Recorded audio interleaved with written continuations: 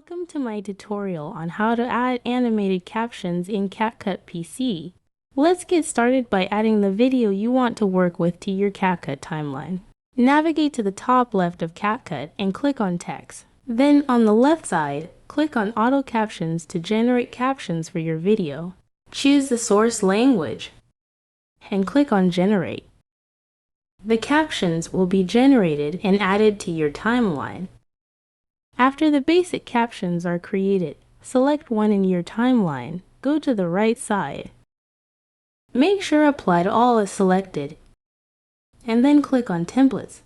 Here, you'll find various templates.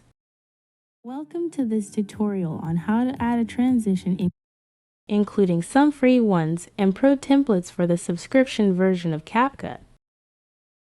Welcome to this tutorial on how to add a transition. Choose a template that you like by clicking on it. It will be applied to your captions. Welcome to this tutorial on how to add a transition. Welcome to this tutorial on how to add a transition. And there you have it. I hope this tutorial was helpful for you. Thanks for watching. Welcome to this tutorial on how to